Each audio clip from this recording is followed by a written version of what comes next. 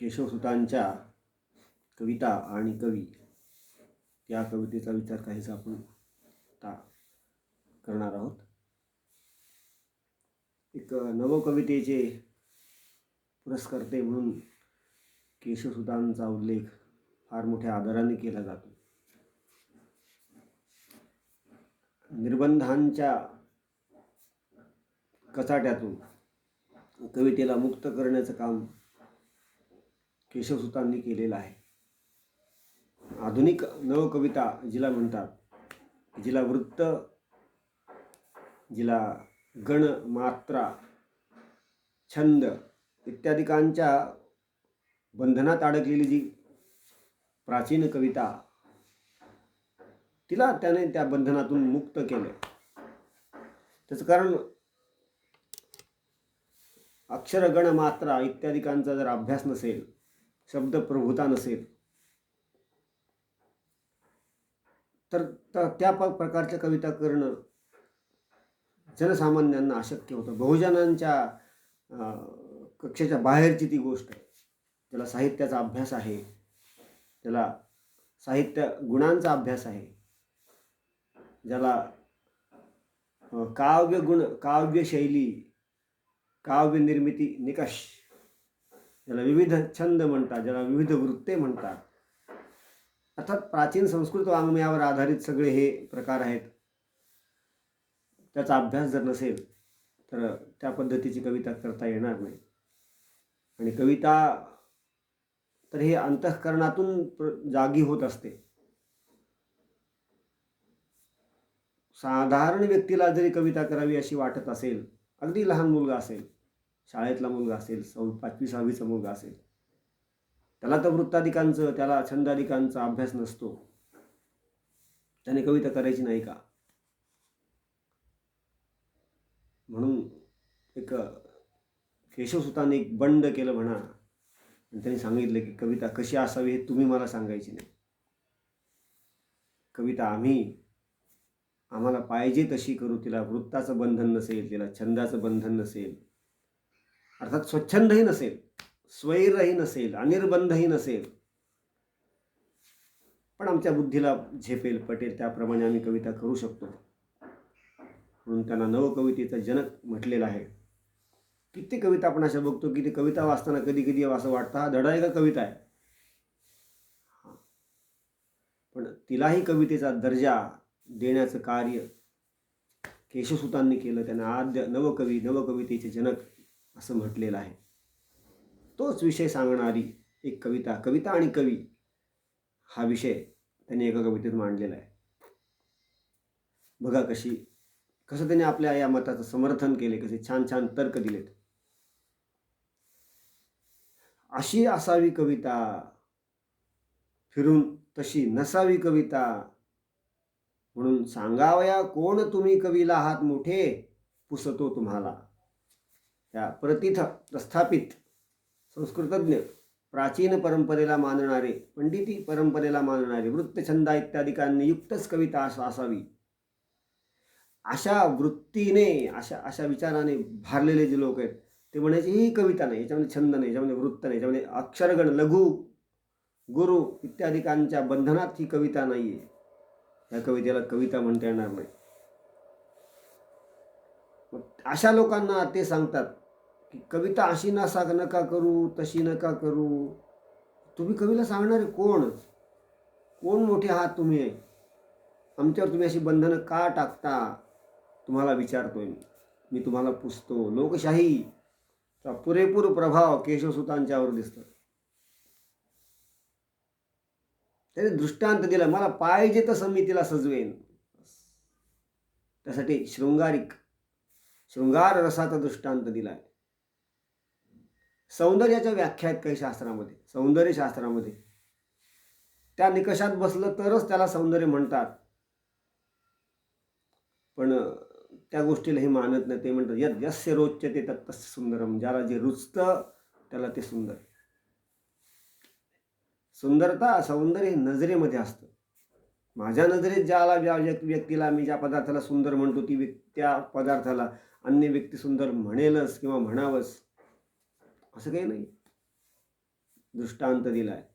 युवा जसा युवतीस मोहे, तसा हा कवी कवितेस पाहे. तिला जसा तो करीतो विनंती, तसा हिला हा करीतो सुवृत्ती. एखाद्या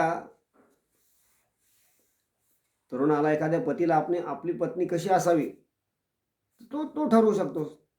त्याच्या नजरेत त्याला जे सौंदर्य वाटेल त्याप्रमाणे तो तिला सजवतो, त्याप्रमाणे मोहित होतो. किंवा युवतीला उलट करा तुम्ही, युवा जसा मोहे. निकष असलेच पाहिजे असं काही नाही. राजबिंडात असला पाहिजे, उंच असला पाहिजे, काही नाही. मनामध्ये, अंतःकरणामध्ये प्रीतीचा अंकुर उत्पन्न झाला म्हणजे समोरची व्यक्ती कशी आहे तुम्ही नाही सांगू शकत. त्या व्यक्तीला जर ती व्यक्ती आवडत असेल, त्याच्यावरती जर जीवापाड प्रेम करत असेल, तर कशा व्यक्तीवर प्रेम करावं, सौंदर्याच्या काय व्याख्या आहेत तिला सांगून उपयोगच नाही. त्याप्रमाणे मला जशी हवी तसं तिला मी सजवणार आहे. तुम्ही मला सांगायचं नाही कविता अशी पाहिजे म्हणून. लाडी गुडी चालव लाडकीशी, अशा तऱ्हेने जरी हे युव्याशी कोणी नसे सांगत, थोर गौरवे का ते तुम्ही सांगता कवी सवे. व्यवहारात सुद्धा कोणी कोणाशी कसं वागावे कोणी कोणाला सांगत नाही. ज्याच्या त्याच्या पद्धतीने तो वागत राहतो. मग कविताच अशीच करा, अशा वृत्तात असेल तरच त्याला मान्यता मिळेल, अशा छंदात असेल तरच त्याला मान्यता मिळेल. असा क्रम असावा, अक्षरांची संख्या प्रत्येक चरणात इतकीच असावी, त्यात अनुप्रासच असावा, त्यात यमकच असावं, त्यामध्ये अलंकार असावेत, अलंकृत भाषा असावी. काही आवश्यकता नाही. माझ्या मनातल्या भावना मला व्यक्त करायच्यात, मला पाहिजे तसं मी त्या भावनांना व्यक्त करणार आहे. आपण नाही मला सांगायचं. म्हणजे स्वच्छंद छंद विरहित कवितेचे जनक, त्यांचा तो विचार इथे मांडतायत. करुनिया काव्य जनात आणणे, न मुख्य हा हेतू तदीय मी म्हणे. करुणी ते दंग मनात गुंगणे, तदीय हा सुंदर हेतू मी म्हणे. मला काही जगात मानमान्यता नाही मिळवायची. पंडित लोकांना ज्यांनी जसं मानमान्यता मिळवण्याकरता चमत्कृती पूर्ण काव्यकृती निर्माण करत असत. जटाटवी गलत जल प्रवाह पावित स्थले, हे जे हा छंद आहे, किंवा यमकांची जुळवणी आहे, अनुप्रास आहे, छेक्कानुप्रास आहे, लाटानुप्रास आहे, हे करून मला समाजात मानमान्यता नाही मिळवायची. मला समाजाने गौरव करावा अशी माझी इच्छा नाही. मला समाजामध्ये प्रौढी मिळवायची नाही, माझी आढ्यता मिळवायची नाही, समाजामध्ये मिरवायची नाही. कशाकरता करतो काव्य? मला बरं वाटतं ना, मला बरं वाटण्याकरता मी काव्य करणार आहे. मला पाहिजे तसं तिला मी सजवणार आहे. तदीय हेतू माझा असा नक्कीच नाही आहे की जगात मला मिरवायचं आहे. नाही, मला गुंगवायची, माझ्या मनात गुणगुणायची ती कविता. हा सुंदर हेतू असल्यामुळे तुमच्या त्या छंद व्याकरणाच्या बंधनात मला अडकवायचं नाही. त्याने उदाहरण दिले पुढे. सभा रुची पाहुनी, येणारा प्रेक्षक कसा आहे त्या प्राहुनी. सूत्रधार नटीला नाचवत असतो.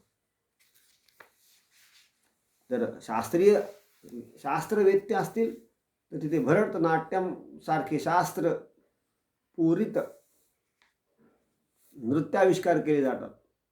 जिथे रांगडा, मराठा रांगडा अगदी प्रेक्षक असेल तिथे लावणी सादर केली जाते. आधुनिक असेल तर तिथे डिस्को पद्धतीचं नृत्य सादर केले जाते. श्रोत्यांना सभा रुची पाहून जसं तो सूत्रधार करत असतो, तो बाकी कोणाला भीत नाही, लोकनिंदेचा विचार करत नाही. मला माझ्या अंतःकरणाला सुखी करायचे, स्वांत सुखाय मला कविता करायच्या, तुम्ही मला सांगू नका. नटीपरी त्या कविता तयाची, जनस्तुती जो हृदयात याची. पढिक तिचे परिसुनी बोल, तुम्ही कितीसे भुलूनी डुलाल. तुम्ही बघा, लक्ष द्या, ऐका, तुम्हालाही त्याचा आनंद होईल. माझी जी कविता असेल ना, स्वभाव भूयिष्ठ जिच्यात माधुरी, माझ्या स्वभावाप्रमाणे स्वभावनिष्ठ माधुर्य त्यात आहे, मला आनंद देणार ती कविता. आणि अशी कविता कदाचित तुम्हाला रुचणार नाही. सोडा कवी, सोडा कविते बरोबरी, न जाच वाटेला तिया तयाची तरी. तुम्हाला आवडत नाही, सोडून द्या, वाचू नका. तुम्हाला मी वाचा म्हणत नाही. मला पाहिजे त्या बंधनात, मला पाहिजे त्या पद्धतीने मी कविता करणार आहे. शेवटी सांगतात, तयाच्या हो खिडकीच्या उगे, खाली तुम्ही जाऊन हो रहा उभे, तिया तयाच्या मग गोडलीला, ऐकूनी पावाल तुम्ही मुदाला. तुम्हाला प्रत्यक्ष नसेल ऐकायचं ना, आम्ही आमची कविता वाचत राहतो. हळूच तिथे कुठेतरी कान द्या, उभं राहा. मी कविता गायन करेन, महाद्वारातून तुम्हाला ऐकायची नसेल तर हळूच कुठून जिथे कानावर येईल तिथे ऐका. राहा उभे त्या खिडकीच्या खाली. आणि मग माझ्या सुंदर असलेल्या बालबोध आबाल सुबोध कविता, तिच्या गोडलीला जर तुम्ही जेव्हा ऐकाल ना, तेव्हा तुम्ही सुद्धा आनंदाला प्राप्त व्हाल, पावाल तुम्ही मुदाला. पण माझी एवढी विनंती की तुम्ही आम्हाला सांगू नका, हे प्रस्थापितांनो, हे शास्त्रवेत्यांनो, मला माझ्या पद्धतीने कविता करू देत. या कवितेचं त्यांनी आपल्या काव्य रचनेचं एक सूत्र सांगितलेले की स्वच्छंद छंद विरहित छंदोबद्ध काव्य विरहित, मला जशी जमेल, जशी वाटेल, जशी मला सजवता येईल, जशी मला हृदयाला आनंद देईल अशी कविता मी निर्माण करणार आहे. असा एक नवकवितेचा एक विचार कविता आणि कवी या कवितेतून केशवसुतांनी मांडलेला आहे. नवकवितेबद्दल केशवसुतांचे काय विचार आहेत असा प्रश्न परीक्षेला येतो. तरी वाचा, अभ्यास करा आणि उत्तर व्यवस्थित लिहा आणि आम्हाला कळवा. धन्यवाद.